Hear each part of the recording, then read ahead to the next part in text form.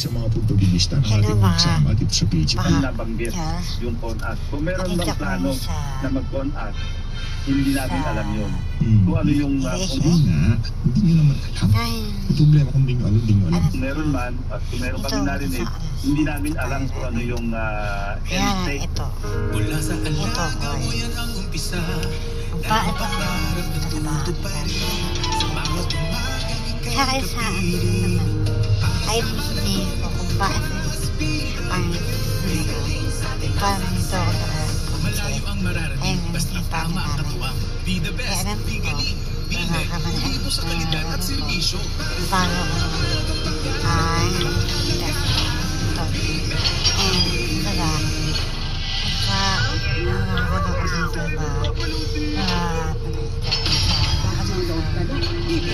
pero parang may extra dito sa ba health insurance pa sa dito sa bapare namin tapos pero din yung pare Kung matatanda kayo itong Lunes, nabanggit din ni SP Cayetano ang tsa-tsa sa kanyang press con. Ilang beses pa nga niyang binigyang diin na 2023 pa gusto i-abolish ang Senado. We really believe that the events in the last few months was also intentional na ma-weaken ang Senate because bubuhayin yung constitutional change except this time around, regional Senate ang gusto nila. But to do that,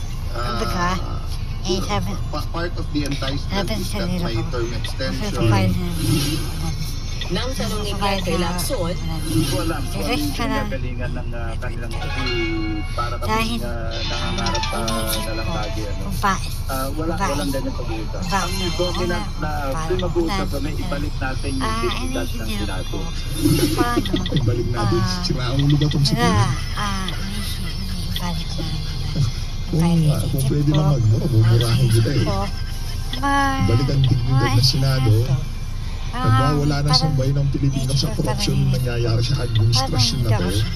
Nasa inyo ang beat, nasa inyo ang bola para mag-imbestiga sa mga animal ng flood control. Inipahan mo walang yara. Raulo ka ba?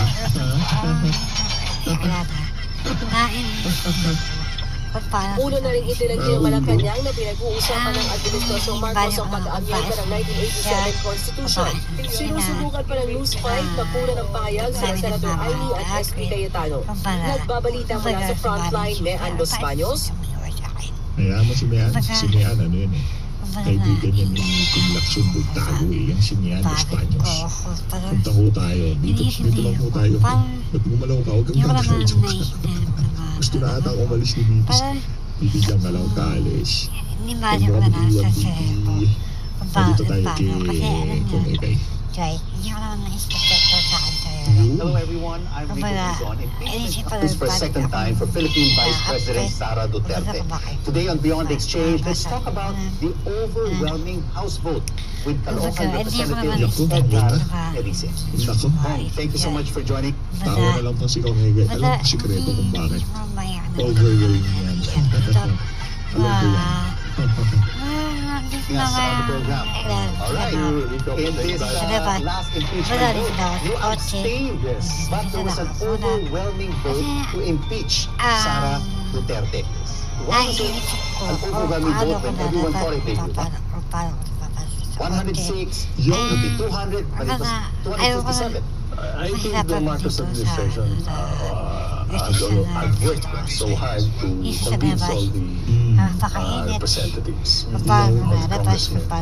So what do you make of the new Senate leadership? There was a Senate coup that replaced Senator Tito Soto with Senator Alan Peter Cayetano. I know Senator Alan very well. So tingin ko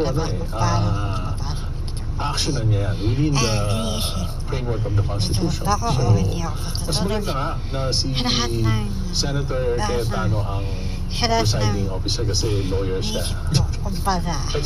Ito talagang mga masyadong harsh interpretasyon ito.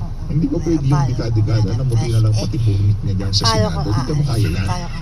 Ang sagot ay hindi ho. Kahit lahat na lang ng bulok sa katawan ni Raso ito ay mamuti na. Hindi niya ko kakayanin ng impeachment na yan. Magbubuang piso dyan. Kailangan mo talaga abogado yan. Masyadong harsh. Known to be a Duterte, supporter Ito, should run parang as president with Yes, former President Duterte. yes, yes. Kasi But baka I think there was an altercation with the Vice President. In fact, I was a congressman in the 18th Congress. He was replaced by Speaker Velasco because Senator Aimee and Congresswoman Gloria Macapagal-Arroyo and Vice President Inday Sara worked for his removal. So you believe now that he is the new Senate President, we will have a fair impeachment trial. So I think so. Galing na po yan sa isang dilawang tinklawan na mas magkakaroon tayo ng fair impeachment trial kung itong si Espilitano ang magiging presiding officer. Diyan sa ano yan, magpipreside dyan sa impeachment na yan. Maliwanag po sa sikat ng araw, okay? Presiding officer. They really surprised Congressman when he said that 257 of the colleagues voted for the impeachment. Guys, There was a change of heart or mind because there was a change in the Senate presidency. Talaga binaso binaso ng Marcos administration. It's actually a design of the Marcos administration. This impeachment process is a design of the Marcos administration. Marami sa pagkakalam ko, marami tinakot, marami na natakot. Sanay na ako, I've been fighting dynasties and a lot of issues for the last 50 years. Why did you decide to abstain? Why did you say no? There are three reasons. Why? One, I was not allowed to ask questions. And this is the first time in my 5 terms in Congress na yung isang congressman hindi pinayagan magtanong, mag-interrogate sa mga witnesses and resource persons. So, meron ako mga questions na gusto kong malaman na sagot na hindi naman naitanong. So, sabi ko, hindi ako pwede makaboto. Hindi naman ako Duterte, hindi naman ako Marcos. I just want to be fair. So, yun ang unang reason. Pangalawa, alam ko na this is a continuation of the 19th Congress. At yung pinakamalaking nakawan sa kaba ng bayan, the greatest heist in national budget in infrastructure, nangyari yan. Your experience with Bet88 Sports. Enjoy competitive odds and watch them play down.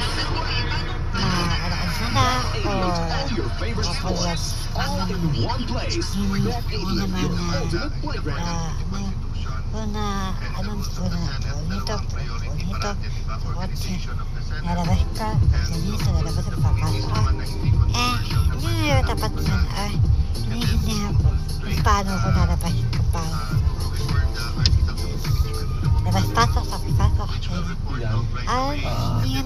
Primarily because a lot of representatives were incentivized to